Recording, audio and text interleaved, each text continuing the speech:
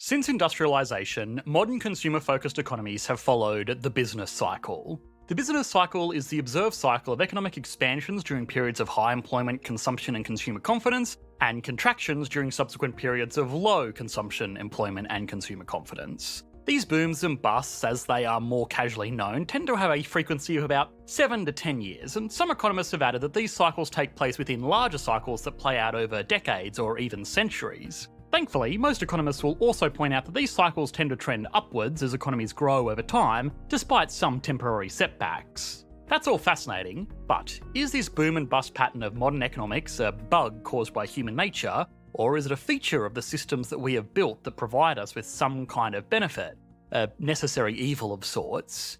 We are currently living through one of the most trying times in our global economy. For the past 5 decades, the world has shifted to favour free trade and globalisation, all for the arrangement to be challenged with a global pandemic, disrupted supply chains, labour crises, trade wars, and actual wars taking place on the doorstep of the largest economic region in the world. Despite this, most economic metrics are looking pretty good. In the US, growth is strong, unemployment is below 4%, and asset markets are hovering around all-time highs.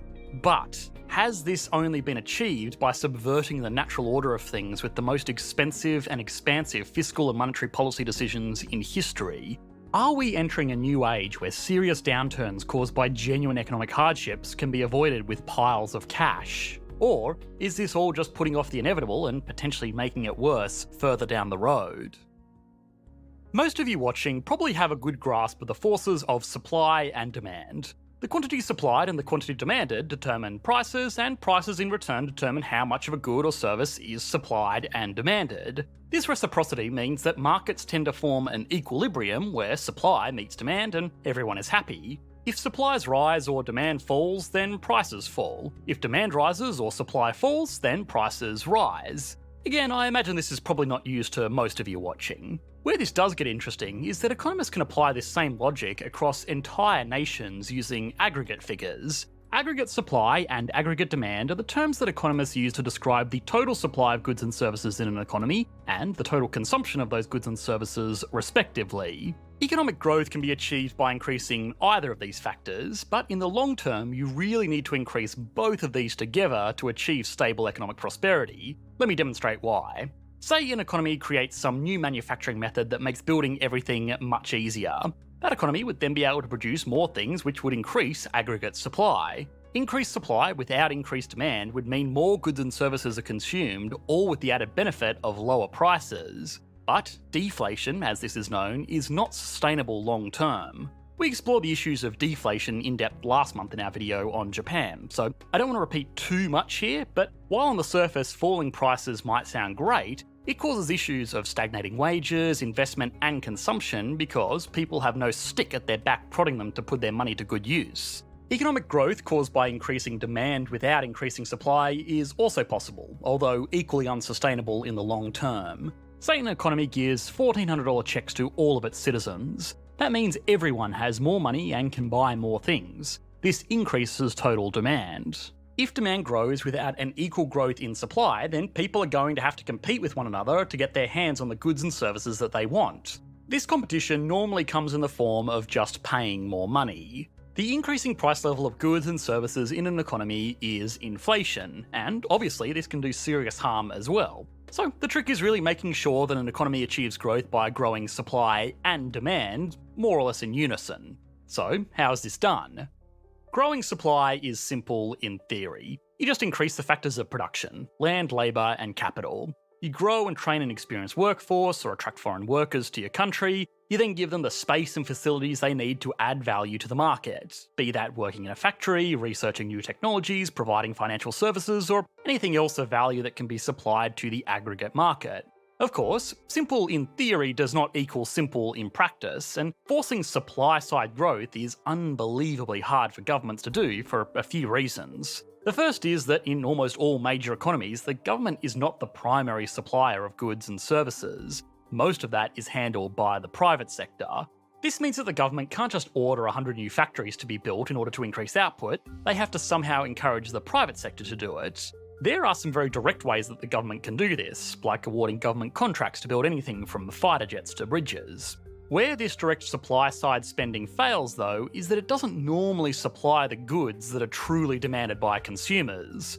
Public goods are very important, and as we have seen in recent weeks, there is true value in having things like fighter jets to protect your country, but you can't build an economy around stuff like this. Look around your own house and try and find anything that was built by the government rather than the private sector. It would be challenging. So the real solution for governments is to use more indirect methods to encourage supply-side growth in their economies. This can be done through government grants to motivate research and development, or it can be done through forging mutually beneficial trade deals, or it can be as simple as making it easier for people to start a business of their own. One other more controversial strategy is the privatisation of public industries. The theory is that the private sector can produce things more efficiently than the public sector because they have market competition and a profit motive. You can probably see why this is controversial.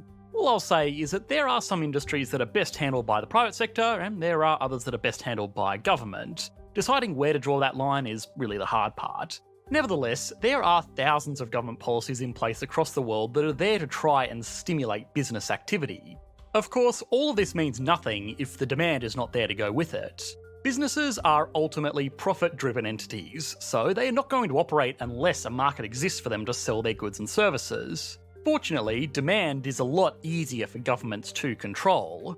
Demand is a function of consumers, businesses, or government entities who are willing and able to buy a good or service. Aggregate demand is a function of all of these participants in an economy's ability and willingness to consume all of the goods and services that economy provides. Increasing demand is as simple as putting more money in more people's pockets and making them willing to spend it. The more money part is actually easy. Just cut taxes, increase welfare, or in extreme circumstances, give money to people directly. Getting people to actually spend that money can be a little bit trickier because, of course, they could just choose to save it. This is why consumer confidence is talked about so much in the news. In general, though, more money in more people's pockets will mean more people that are willing, and above all else, able to consume.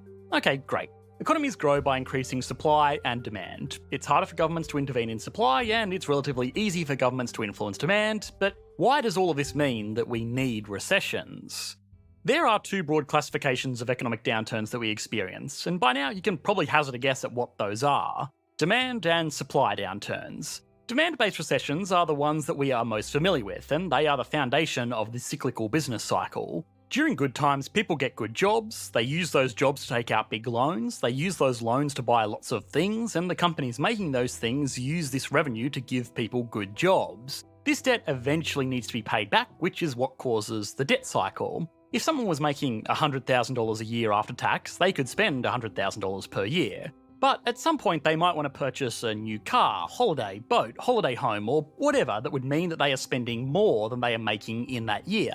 They have two options to make this possible. The first is to forego consumption for a few years to save up the money needed for the big purchase. To economists, this person's consumption would be below their household income level for a few years, and then spike in the year that they finally end up buying whatever it was that they were looking for. Of course, no one saves for anything anymore, we just get a loan. And what this does is effectively the same, but in reverse. Economists will see a huge spike in consumption for the given consumer, followed by a period of consumption below their household income level as they pay back this loan. In aggregate, these peaks and troughs in household spending feed back off one another, as we saw earlier. As soon as a few people start tightening their belts to pay back their debts, company revenues fall, and those businesses are forced to lay people off. Once those jobs are lost, those people stop taking out loans to buy new things. Once people stop buying new things, the businesses selling new things start laying off workers. Add in the fact that even people with jobs would be afraid of taking on new debts during a period when all of their colleagues are getting laid off, and you can see how this can get out of hand pretty fast. Governments can intervene in this loop by injecting money into the system to compensate for falling household incomes and consumer confidence. Counter-cyclical monetary and fiscal policy has been used for decades now to smooth out the debt cycle.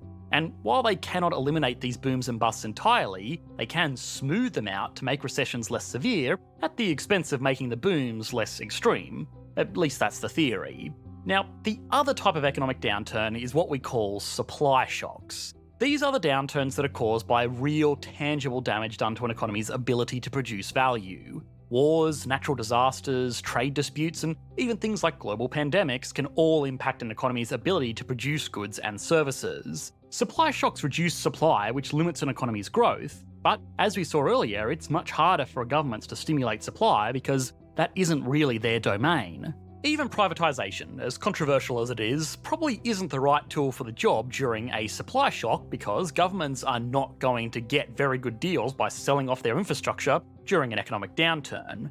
The thing that a lot of economists, and especially politicians, shy away from is admitting that sometimes economies will have rough patches, and trying too hard to avoid these downturns entirely can push this delicate balance out of whack, causing worse issues down the road.